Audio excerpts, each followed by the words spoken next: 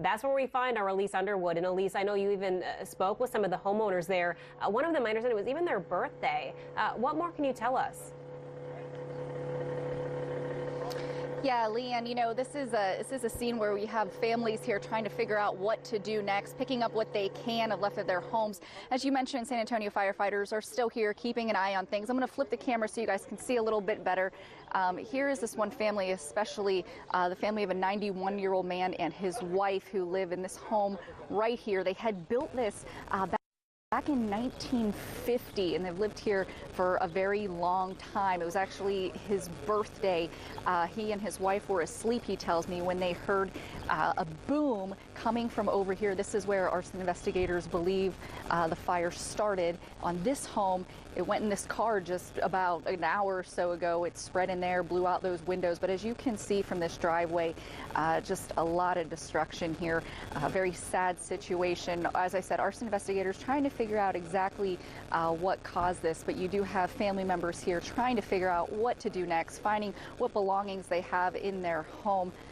Again, nobody was hurt in this blaze, but it did affect three homes in this area over here on the west side. It's going to be a long time for families as they try to dig through this rubble and pick out what possessions they can. We're going to continue to keep you guys updated at 4 and 5 and 6.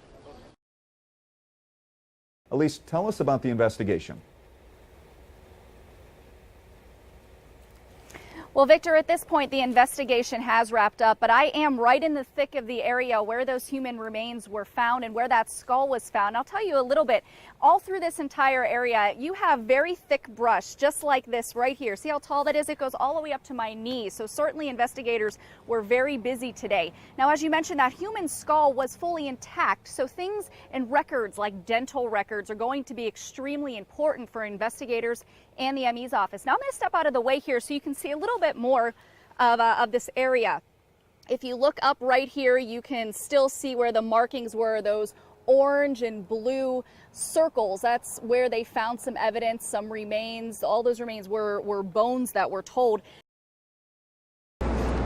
Hey guys, yeah, this massive search has been going on all day long. As you can see behind me, that's the command post from the sheriff's office, and they've been searching all over this area. As you can see, this is a green belt area very far up there. I actually took a walk with them earlier today.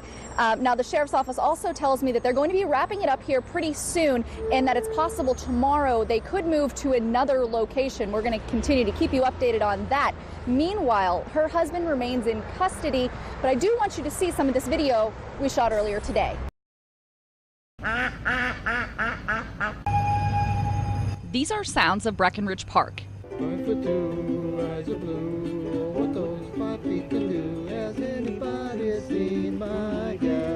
Yep, even that. Buddies Royce Hudgens and Gilbert Caceres come and play their ukuleles every Thursday. But strumming along with leaves landing on your shoulders doesn't happen every day. And these two don't mind one bit. Very nice. Love it. That's why we live in South Texas. Love it. It feels really good. I like the colors. The cypress trees finally turned. Royce and Gilbert certainly aren't the only ones taking in the sight of reds, oranges, yellows, and golds. And I'm hearing it from a lot of people from Round Rock all the way down to San Antonio, just across the board, just how colorful, how vibrant the colors are in particular. Many are probably wondering why this canopy of colors came out this year. We really think it is the fact that we had the wettest 2-month period ever in Texas history, September and October, and then the wettest October just period. Once all the rain cleared, we had an early cold snap. The leaves hadn't released yet, they hadn't fallen, and so they changed color just in time for us to enjoy. As for Royce and Gilbert, well, they'll be here. Peaceful, joyful. You hear the duck over there complaining. But they're not. Something ukulele-ish. Yeah. Like 5'2". Okay, 5'2". It's a peaceful instrument and a happy instrument. And so when we're in a glad mood, we just come out here and play. The leaves may change, but their friendship lasts all year long. Reporting on San Antonio's north side, Alese Underwood, Spectrum News. Yeah, Leanne, basically I'm right here in Northwest Bexar County over by Bernie, as you said. Sheriff's Office is responding to a murder investigation. Basically, a man came home this morning a little after 9 o'clock and found 3 women dead. I'm going to step out of the way here so you can see. We're in an area, Anaqua Springs Ranch. It's a gated community up here. We believe these are multi-million-dollar homes. The 3 women that are dead, there's 2 believed to be teenagers and 1 woman in her 30s. It is believed right now the 3 are related. The 2 teens, right now it's believed that they are the homicide victims. In terms of what happened inside that home, the sheriff says that it's too early to really tell. But this is a very active investigation right now, and he did describe that crime like this can unfortunately happen anywhere. Here's what he had to say. You know, naturally, this is not a common area for us to see this sort of activity, but it just goes to show that crime really knows no boundaries, geographic, socioeconomic, or otherwise. It can happen anywhere, literally.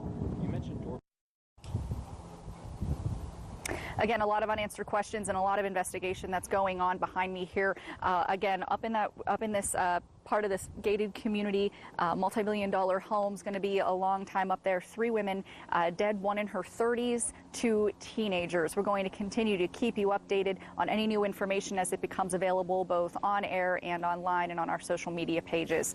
For now, reporting in Northwest Bexar County, Alese Underwood, Spectrum News.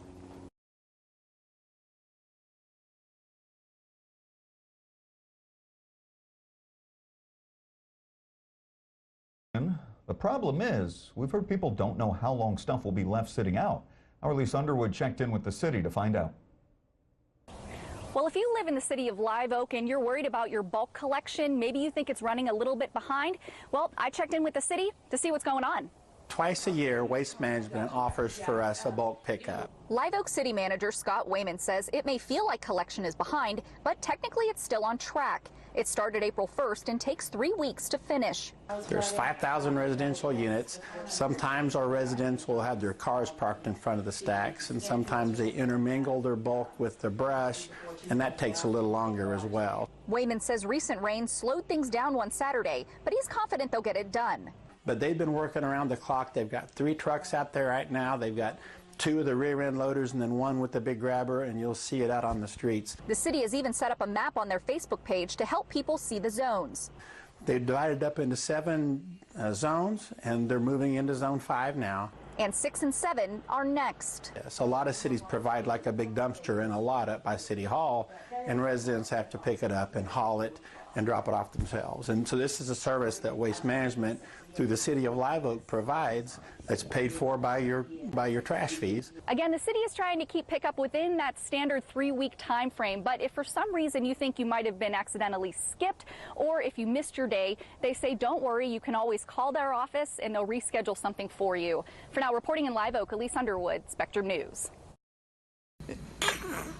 Oh my goodness. Meet Lila DeVries. For the past year, she has come to the Children's Hospital of San Antonio once a week for 4 hours. She and other volunteers have a very important job. Cuddling and sharing some love with babies like little Jordan Messiah in the neonatal intensive care unit. Yeah, look at those little arms. For Lila, it's a special day. This is the first time I've held a baby that's come out of the incubator. She's a mom, grandma, and great-grandma with plenty of extra experience. But holding tiny babies isn't something she gets to do all that much anymore.